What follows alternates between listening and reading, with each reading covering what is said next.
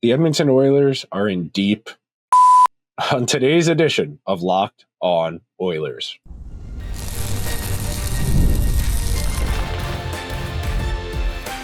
You are Locked On Oilers, your daily podcast on the Edmonton Oilers, part of the Locked On Podcast Network, your team every day.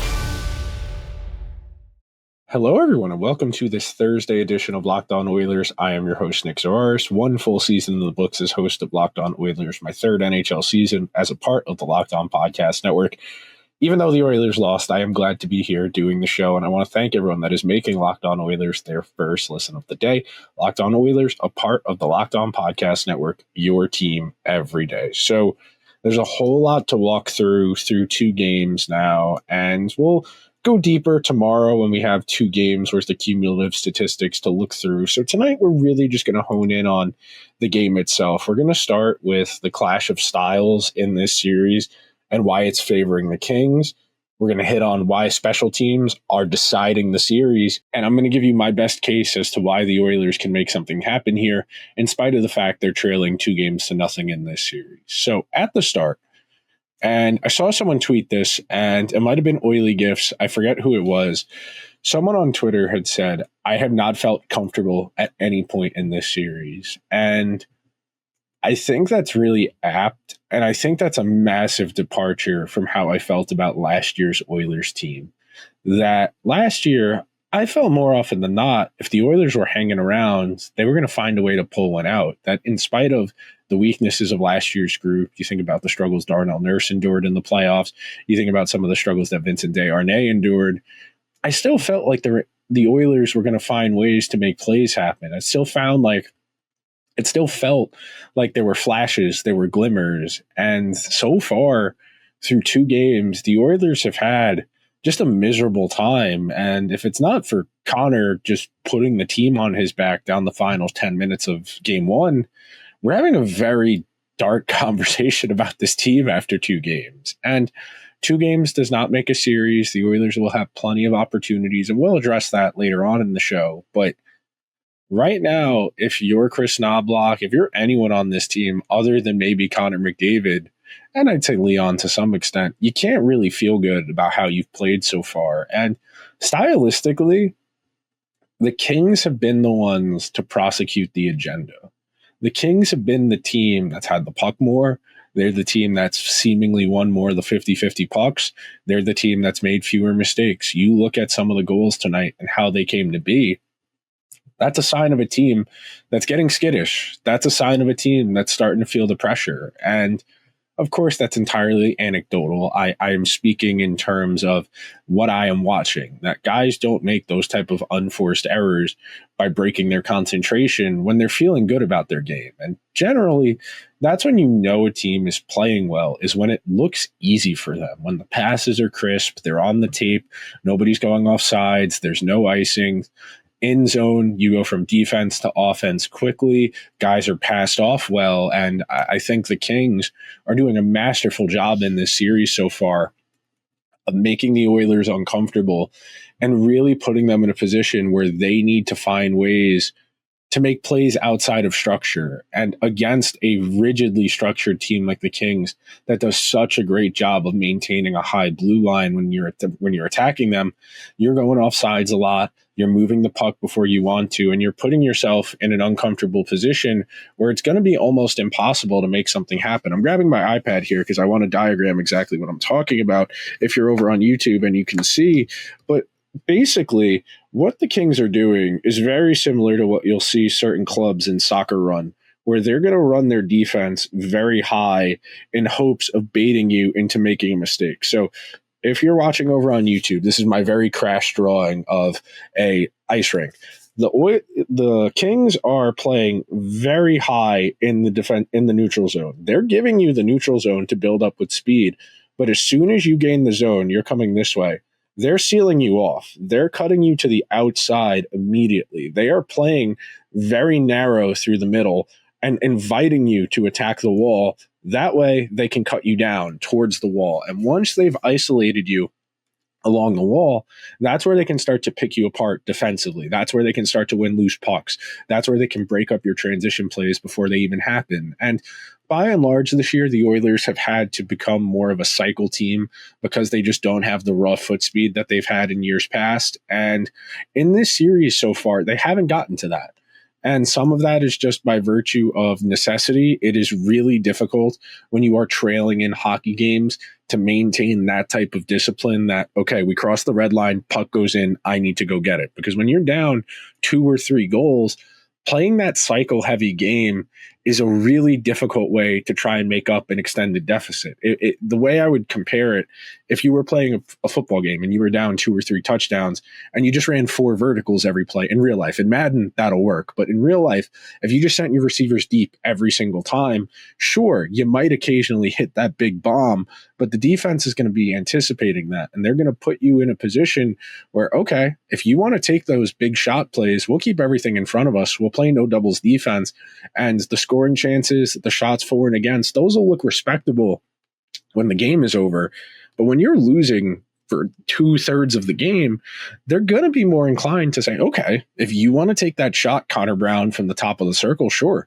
If Darcy Kemper doesn't have traffic in front of him, there's no screens, he's going to make most of the saves. And that's really what's jumped out to me so far. And it's especially true on the power play. And we'll talk about that more in the second segment, so I don't want to get ahead of myself. But the Oilers have not put nearly enough pressure on Darcy Kemper in this series. And I don't think it's a coincidence that both goals the Oilers scored tonight were goals right in that kitchen. You think about the goal right at the net front off of Klingberg, and then you think about the Arvidsson goal at the net front as well, the Klingberg pass to Draisaitl. But when you think about those goals, that's how you get off the schneid.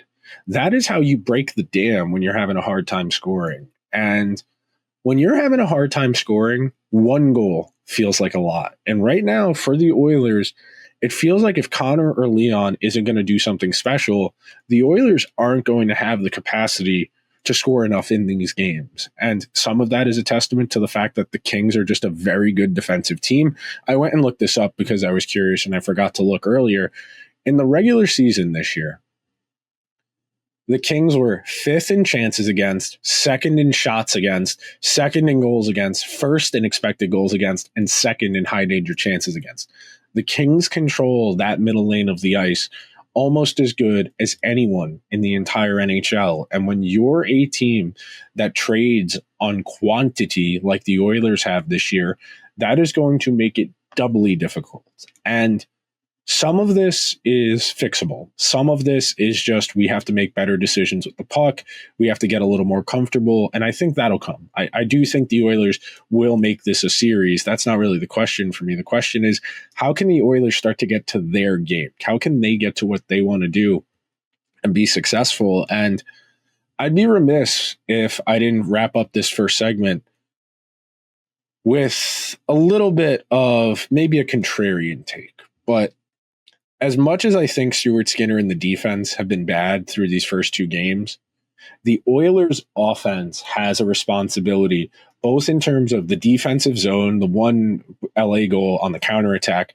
That happens because Darnell Nurse is in and around the net front for some reason. He drifts back. He doesn't put his stick out on the backhand. Then the Kings come back the other way and score when he's on the ice with Connor and Leon, and he should be filling the point as opposed to driving the net.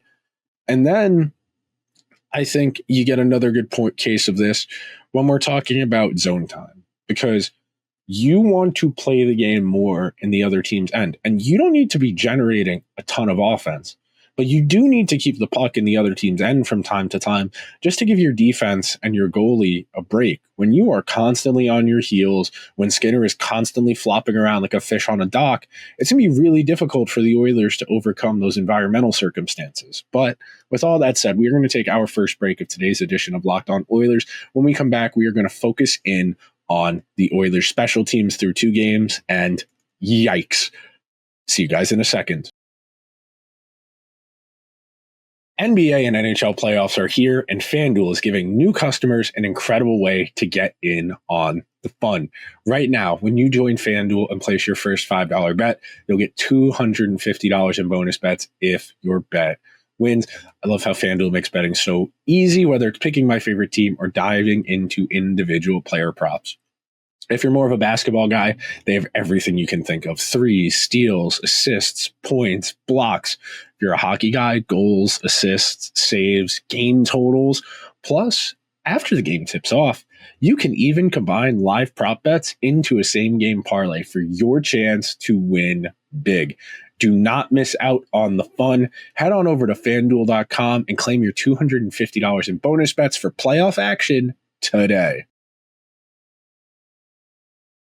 Thank you to everyone who is hanging out on this Thursday edition of Locked On Oilers as we are navigating difficult waters, to say the least. And I really do feel for some of the guys on this team. I think when you're looking at a John Klingberg and a Vander Kane, a Trent Frederick, when you're talking about guys who haven't played a ton of hockey as of late, it's going to be hard for them to get up to game speed. You know, Podkolzin, 9:23 on the fourth line. Frederick, only 10:12.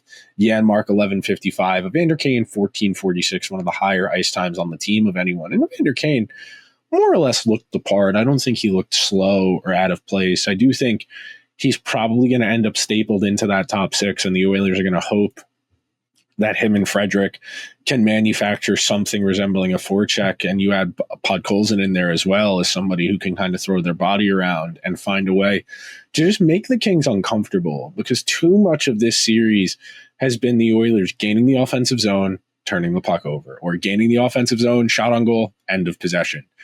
And the Kings, they've been patient.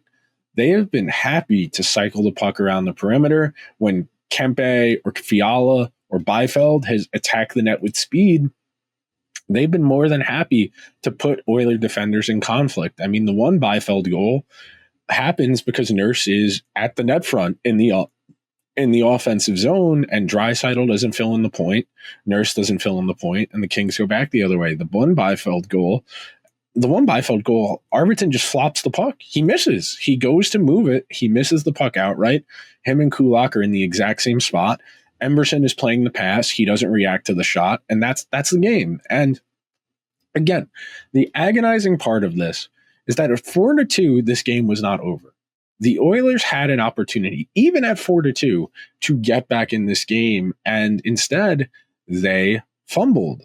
They were down 3-1 going into the third period.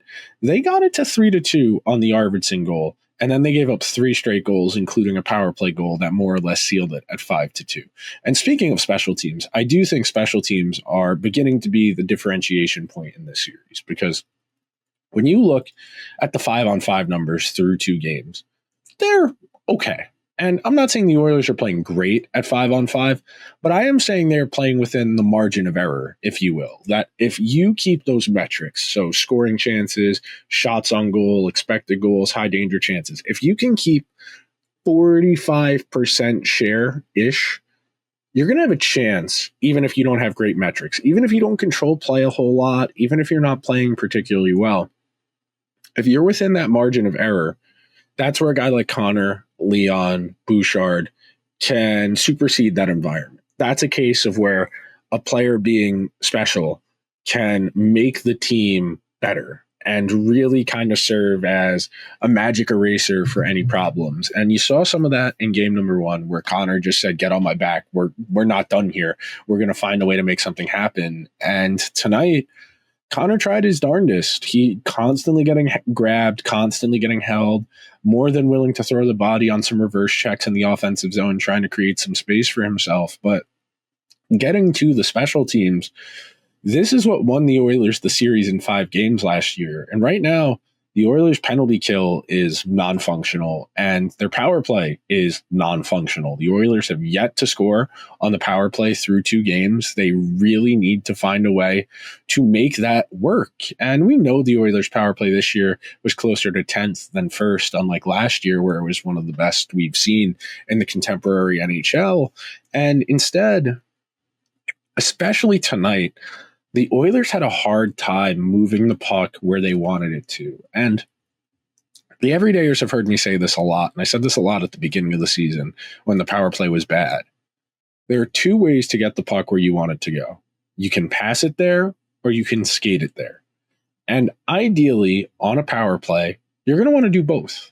you're going to want to create that perpetual state of motion, whether it's clockwise or counterclockwise, so you can start to get defenders in conflict. Because defenders are defending zones because they only have 4 guys and you have 5, you're going to be able to get them to mess up. You're going to be able to get them to overlap into the same zone, and that's going to open up space for you offensively. And we know the Oilers have the Bouchard one-timer, the Draisaitl one-timer, the Hyman backdoor, or the Corey Perry backdoor, depending on which permutation of the power play they like to go with. Or they also have the possibility of McDavid doing the jitterbug, where he just goes as fast as he possibly can with his hands, trying to deceive the goalie, and like he did on the goal that tied the game in game 1, where he just goes as fast as he can, speeds up the defense, speeds up the goalie, and catches them off balance. But tonight, the Oilers could not get anything going in particular. And yeah, the Oilers had 2 grade A chances that I remember writing down in my notes. They had a Hyman chance towards the beginning of the game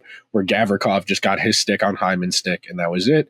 And then they had a Draisaitl chance towards the end of the game where they could have made it at least interesting, if not won, and if not tied the game. And the Oilers had chances. When you have, and I'm looking at the shot map over on my other monitor, Hyman had 2 really good chances in this game from within 5 feet of the net front. And I was about to say, if you get one of those, it's a very different game. But the problem, of course, is when things aren't going well for you, you don't get bounces. When you're not playing well, it is really hard to get luck to go your way because, like I like to say, luck is what happens when preparation meets opportunity. And the opportunities have been there for the Oilers, and they've been a little more sparing than I would say in years past. But then you go and look at the penalty kill, and the Kings, it is a shooting gallery out there. It looks like the Kings are in complete anticipation of what the Oilers are going to do.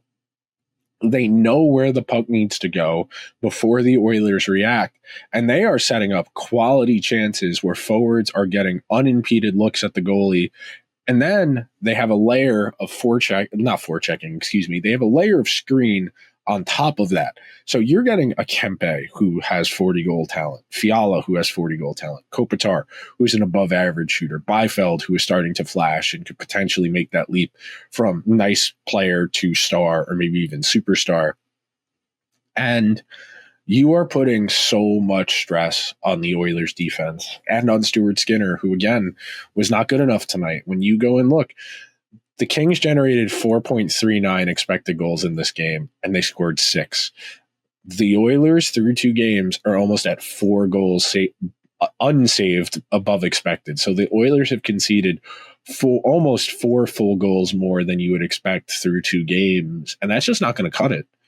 That is beyond substandard. That is not NHL caliber goaltending, and I don't know what Chris Knobloch's thinking was as far as sending Pickard out there for the final 10 minutes of regulation, whether that was just to give Stu an opportunity to reset, whether that was a chance just to get Pickard in the game in case he wanted to start him on Friday. And I don't have an answer for you yet. And I'm sure by Friday we'll have a better idea of what the Oilers' plan is in net. But right now, if the plan isn't to get the power play going or to make the penalty kill not atrocious, the Oilers have a lot of work to do, man, and it starts at 5-on-5, but special teams are what is swinging and proving to be the differentiation point in this series. We are going to take our second and final break of today's edition of Locked On Oilers, where we've got your team covered every day. We come back. I'm going to make the case why this series isn't over yet. Be sure to stick around. Do you ever check your bank account and wonder, where'd all my money go? Between dining out, online shopping, and entertainment, it's easy to lose track. That's where Monarch Money comes in as your personal CFO, giving you full visibility and control over your finances. Monarch Money isn't just a budgeting app. It is a complete financial command center. You can track all of your accounts, investments, and spending in one place. So you stop just managing your money and start building wealth. When I started using Monarch, I realized just how much I was spending on takeout. Now, I budget smarter, meal prep, and save more. Instead of juggling multiple apps, you can use Monarch to check your finances, track spending, and even plan long-term financial goals. Take control of your finances with Monarch Money now. Use code LOCKEDONNHL at monarchmoney.com for 50% off your first year subscription. One more time, that's monarchmoney.com, code LOCKEDONNHL for half off your first year's subscription. Thank you to everyone who is hanging out on this Thursday edition of Locked On Oilers. And if my voice sounds a little rough, the allergy fight I was in on Wednesday into Thursday went for the ages, and I would give the fight to the allergies. I would score 10-9 probably by rounds, but my goodness me, it has been a rough go the last day and a half or so because of my allergies, but we're persevering through. Me and my Coke Zero made it through 3 periods, and I don't have a lot for you right now. I'm just going to come out and say it. The Oilers have been the worst or second worst team so far throughout the playoffs. I think Montreal and Ottawa, even I know Ottawa got to overtime in their game. I think Montreal and Ottawa probably you didn't expect a whole lot from, whereas the Oilers you kind of did. So I think grading based on expectations, well, occasionally can be misguided because it sets too high of a bar. I do think the Oilers have a lot of work to do, and I think they're well aware they have not played up to their standards through 2 games, but at the same time, it's a matter of how optimistic you can truly be. We all know the cliche, a playoff series doesn't start until the road team wins a game. We have only played 2 games in LA. The Oilers are capable of winning 4 of the next 5 games. That does sound daunting, but remember, we're going to go back to Edmonton for 2. We're going to go LA for 1, Edmonton for 1, and then back to LA for a 7th game. More likely than not, the Oilers are going to find a way to make this series interesting. How interesting, I think, is a matter of debate. I think their power play needs to get going. When their 5-on-5 offense looks this inept, this non-threatening, and they can't even get their bread and butter stuff going on the power play, I think you have fundamental issues. And some of that is rust. I do think it's important to emphasize the fact that a lot of these guys haven't played a lot of hockey over the last few weeks. Draisaitl missed the last 7 games of the regular season. Connor played the last 1 to try and get the 100-point mark, which he did. Hyman didn't play the last few. Wallman didn't play the last few. I think everybody's a little bit on edge right now, and I think that team at large needs a mental reset to some degree to try and find a bit more of an even keel, because right now it looks like they're pressing. And when you're pressing, and I've made this analogy a ton on the show this year, and the everydayers have heard me say this, it's kind of like quicksand. It's kind of like a riptide. The more you move against it, the more trouble you're in. When you are getting thoroughly outplayed, you don't need guys trying to make plays outside of structure. And look, I know we're not in the business of lecturing Connor and Leon what to do. You guys, you don't have to worry about this. It's for everyone else in the forward group. You guys need game control. You need to get the puck in deep. You need to cycle. You need to forecheck. You need to crash the net for rebounds, and you need to make the Kings uncomfortable. Darcy Kemper needs more traffic in front of him. You need to make the Kings actively play defense and not just let them corral you off at the blue line, force you to the wall, and then you get the puck in deep, but no one's there to follow up because you got cut off at the half wall, and you're not able to gain zone time, and then the game is spent in transition, and it's spent in your end. And when you are constantly in your own end, shift after shift after shift, and the other team is generating dangerous looks, and you don't have a ton of confidence in your goalie, it's kind of like watching a horror movie in slow motion, because Skinner moves so wonkily in net that he makes the initial play, and it takes him 5 to 10 seconds to get back in position to account for the next shot. It is just the most unsustainable thing. And I think the Oilers' goaltending question mark is only going to become more uncomfortable the longer this goes. And I really don't know what the answer is. I think you probably go with Calvin Pickard for game number 3. I wouldn't feel particularly good about it. I don't think Calvin Pickard is an NHL starting goalie. I know he's got a great record, but you look at the save percentage, the goals saved above expected, the goals against average. None of those numbers are particularly good. They just happen to be better than Skinner's. And we know Statistically, teams typically play better defense in front of their backup goalie because they feel a little bit more protective and they know their backup goalie isn't capable of as much. But man, it's going to be hard for me to believe the Oilers are going to win a playoff series with the worst goaltending in the playoffs. It is just not a tenable situation, and it puts so much on the plate of Connor and Leon. And I have been pretty disappointed with Evan Bouchard through the first two games, and I am a Bouchard truther. I do think he is one of the better defensemen in the NHL, but I do think you are seeing kind of the weaknesses and the limitations of his game on real display here, and I do think the fact that the Oilers need more from him is making those mistakes and those errors look all the more glaring. Frankly, I have been disappointed with pretty much every defenseman on the Oilers so far. They have all had pretty rough games. They've all made pretty bad mistakes. And this is coming off of a regular season where it felt like the Oilers defense was reasonable. It wasn't terrible. And I know the Oilers benefit from having great players who do a lot of the work and make the defensive responsibility less. So it's a little bit different contextually as far as those underlying numbers. As the Oilers, it's not that they play great defense. It's just they're not on defense a lot. And that's a key to being successful in the NHL today. But you need a whole lot more than just zone time. You need guys who can execute in zone, and the Oilers have been skittish. The Kings have been dictating the flow of play through two games, and it's hard to win. It's doable. Anyone can win on any given night. That's the beauty of sports. It's why we play the game. But when you are constantly in difficult environments where you need to overcome the circumstances, doing that repeatedly 4 times over the course of 7 games, that is a daunting proposition. And even if you find a way to do that, you got to do it again and again and again if you want to get where you actually want to go. And that's why right now, as we sit here, the Oilers have a lot of work to do, man. The Oilers have a lot of work to do. They got to get comfortable. They got to make some plays in the offensive zone, and they have got to stop putting so much on their defense because their defense cannot hack it. We have 2 games of evidence that this defense, Mattias Ekholmless against the Kings, is simply not good enough. And you might say, well, Nick, they're on the team. They're expected to contribute. Yes, but would you ask a fish to climb a tree? That's kind of how I feel about asking the Oilers defense to play better or to Stuart Skinner to play better. They probably can. Bouchard is capable of playing better. Everyone else, I don't really think is capable of playing all that much better. And if the Oilers are going to make something happen, it's got to start on Friday. But that will do it for today's edition of Locked On Oilers. I want to thank everyone that made Locked On Oilers their first listen of the day. Please subscribe to the show wherever you get your podcasts or over on YouTube.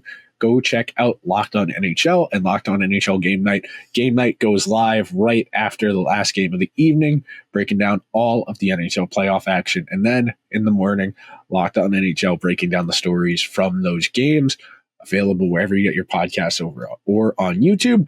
I will talk to you guys on Friday morning. Until then, let's go Oilers.